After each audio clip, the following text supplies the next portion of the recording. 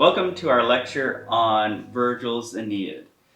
This is a very impressive work. It's a very beautiful work. It covers so much important territory in terms of our sense of mission in life, both individual and corporate. And that's the question I want us to have in mind as we look at these two books that we've selected, books 4 and 6 of the Aeneid. Does a sense of mission help one live a better life? And again, asking that both for our own personal trajectory, but also in terms of the corporate life that we share.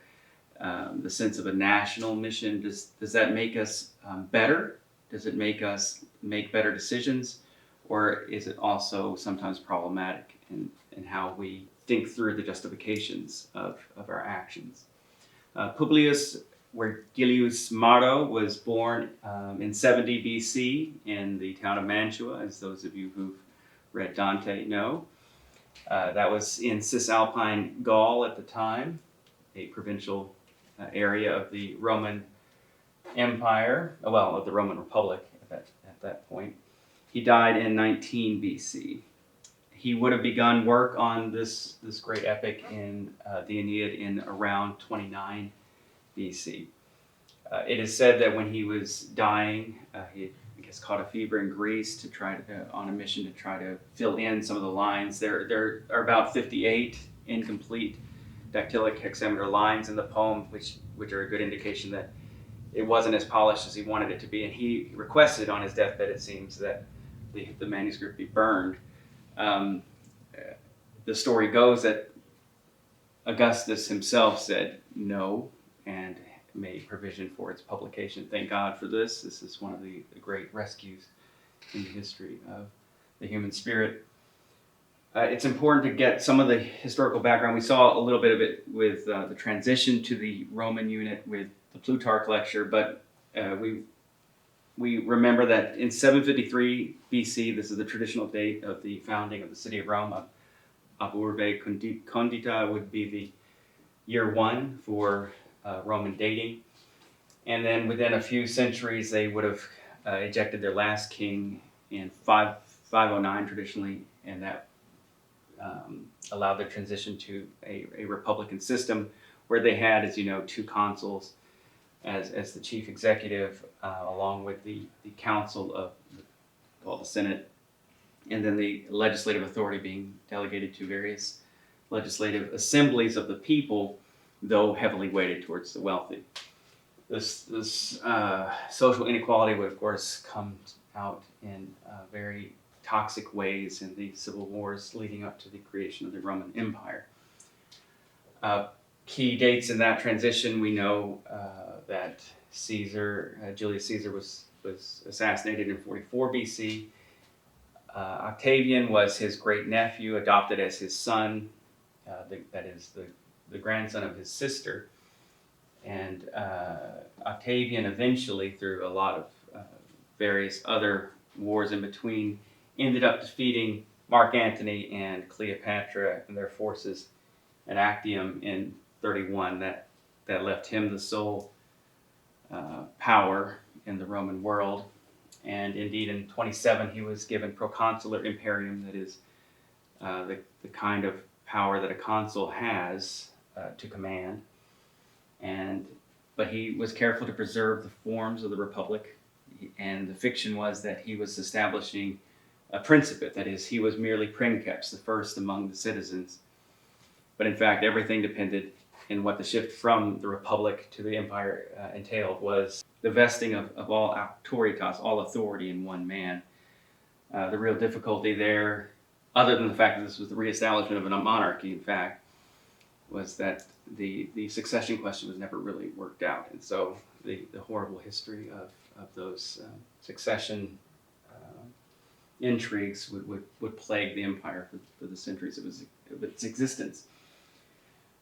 The relationship to Greece, which is the important background for the epic that Virgil writes, requires a few other dates. We know that after the Pyrrhic War, Tarentum was subjugated in 272. That was the great city in southern Italy one of the great towns of one of the great cities of Magna Graecia.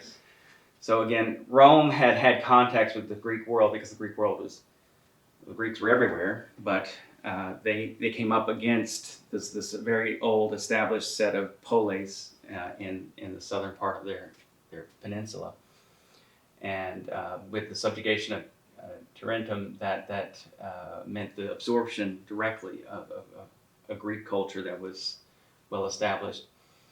The final subjugation of the whole peninsula, Italian peninsula, came in 264 with the final pacification of the Etruscans, and then that let them pivot to deal with the other great power in the western part of the Mediterranean, which was Carthage.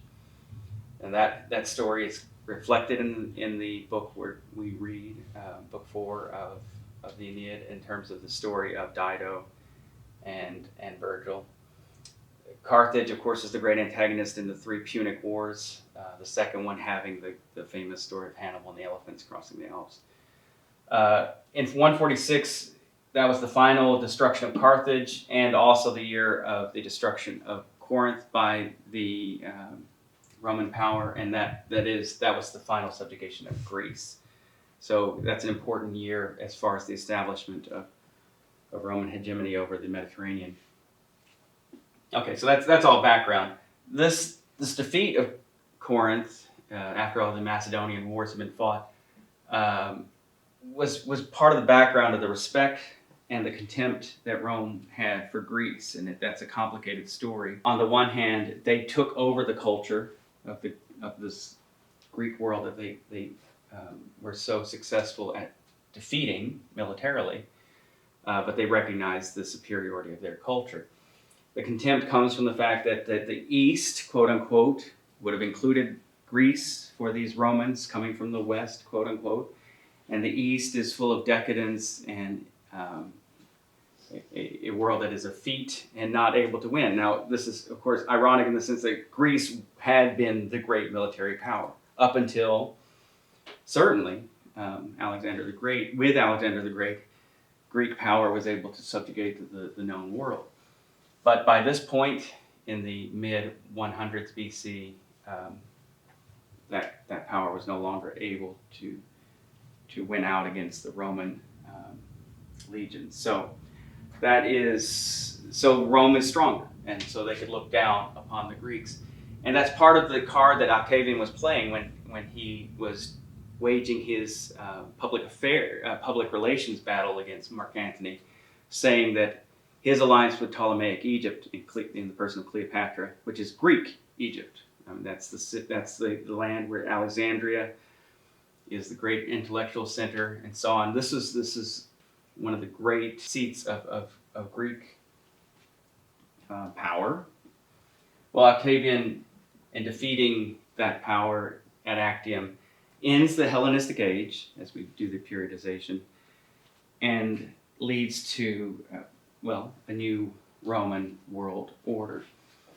It is Virgil's task in the Aeneid to give a political theology that justifies the new Roman hegemony, and more particularly, the imperial order that is coming to birth under Octavian, or Augustus, as he was designated by the Senate in 27. So to do that, he's going to root the history and legends of Rome in the mythology of Greece. And to do that, he goes back to Homer.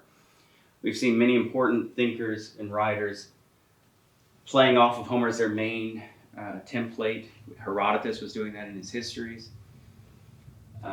Here, Virgil is doing that to give a divine sanction to this new political order.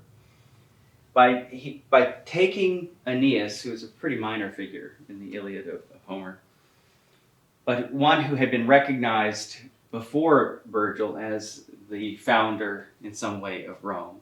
This has to do with a line in the Iliad where Achilles is about to kill Aeneas, and then Poseidon says, "You can't, because he's destined to found a great city by the time of the Periclean Athens, this city was identified with Rome, which was rising in the west at that point. So the Romans themselves took on that mythology, owned Aeneas, this son of Priam, a refugee from the collapse of that city at the hands of the Greeks, took this Aeneas as their forebear, and Virgil is doing the hard work of trying to link myth to actual concrete history. And that's what he does in this poem. It's a remarkable kind of act of alchemy. He does it by breaching that screen that the Trojan War represents between the immemorial mythological past and the prosaic present. And he does that. He links Aeneas and his journeys and his travails to the homegrown mythology of Romulus and Remus as the founder.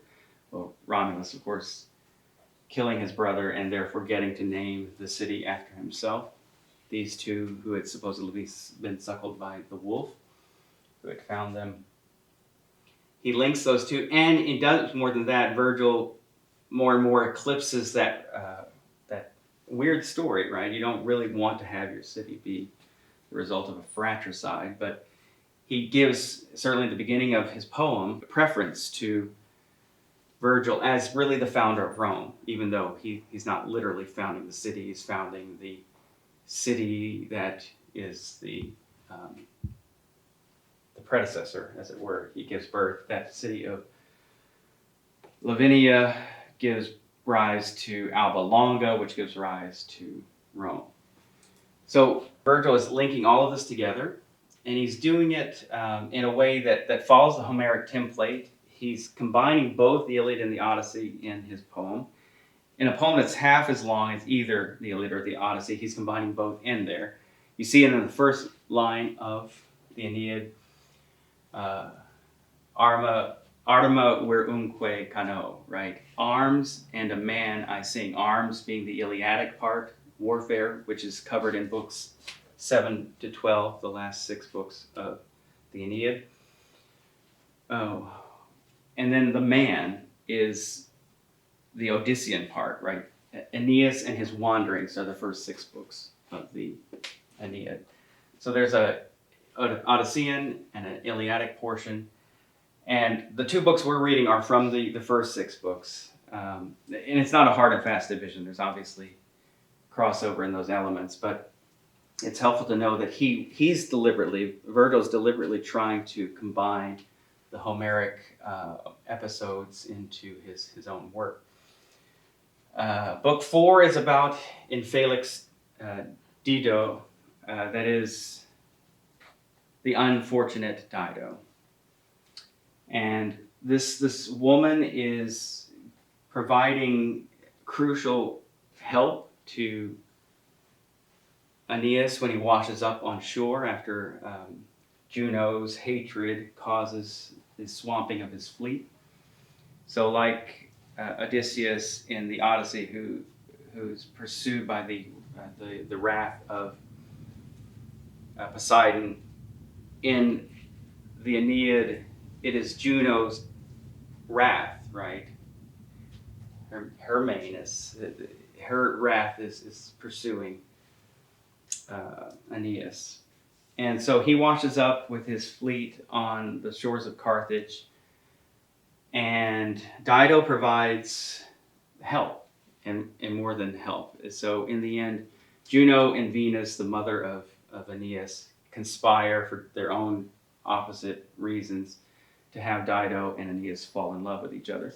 And that's the furor of passion, of erotic passion, that book 4, structured as it is. In this case, in this particular book, it's clear that Virgil is using the template of Athenian or Greek drama, tragedy, because it's the story of the tragic downfall of Dido. So the furor of Eros has to be overcome by the prime attribute that's assigned to Aeneas, and that is pietas, this loyalty or devotion to God, the gods, country, and family, especially your parents. This pietas is the thing that's supposed to characterize Aeneas, and means that he needs to follow the mission that's been laid out for him, to found a city on the Italian shores. He doesn't have the luxury of falling in love and staying with the woman that he loves. The gods tell him, or Jupiter tells him, you've got to move on, and he has to move on. This ends up with a very tragic result for Dido. And of course, there's the whole story of the relationship of Carthage and Rome that's telescoped here. And so that's part of this dramatic background. And it's amazing how Virgil gets us to feel this, and feel indeed an immense amount, I think, of pity for Dido, as we should, I think. And that's one of the questions, one of the problems with pietas. Our word pity does come from that word, but that notion of having compassion, having pity, isn't there in the Roman view. In fact, the end of the poem is a rejection of pity when Aeneas kills Turnus. So it's a question, though. Was it because, in fact, as we see from Book 6, the whole point of Roman Imperium, that is when Jupiter says, I give imperium sine fine, he says that in Book 1 of the poem. I give command without limit, time or space, right, without limit, to Rome. Why? As we learn in Book 6, when Aeneas descends into the underworld with the command Sibyl to have his sense of mission buttressed. And his father, Anchises, who's there, gives him a vision of the whole future of Rome. And it's told to him that Rome is there to establish peace, spare the humbled, and subdue the proud. Well, spare the humbled would be something like that notion of pietas becoming pity. But it's very problematic how, in fact, is that allowed. And does, in fact, the Roman Imperium successfully live out this commission? The question there is, did Virgil, who was patronized by Maecenas, to try to give good press for Augustus, is Virgil simply saying rah, rah, Rome? Or is he also raising a question about, well, on the one hand, it's just the human cost. There's a lot of costs in order to realize a hard mission, right? Maybe you have to give up love or something like that. Or maybe you have to harden yourself and not pity a woman that you love, or not pity an enemy who is begging for his life. Okay. And then, is it the case that a commission from on high, a providential vocation, means that I can just ignore normal, humane behavior and say, well, maybe I'm set to do this, accomplish this manifest destiny, and that's the way it is. These are the kinds of questions that get raised. On the one hand, if we think of our lives as set in this context of a bigger story, that might help us overcome selfish impulses. But on the other hand, if we're not checking it against the actual standards of humane behavior, we may find ourselves legitimizing, by appeal to this providential design, actions that are in fact plain. If you just take one step back, if we were to look at it and say, that wasn't a very humane thing to do, it may not have had the full range of that word pietas, including pity. So that's what I would like us to think about in these two. It's a short selection. We have these two. Virgil writes in this compressed way. It's amazing how much allusion he's able to fit, by which he's able to fit so much of the scope of, sine fine. He's able to encompass the world in his poetry.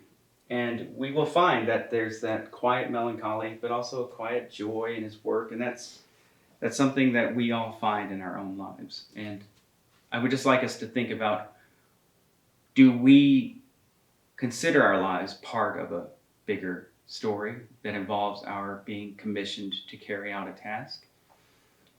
Do we not? And if we do think of ourselves as having a vocation, a mission, are we doing the things that we need to do to make sure that we continue on a humane path when we try to follow that mission?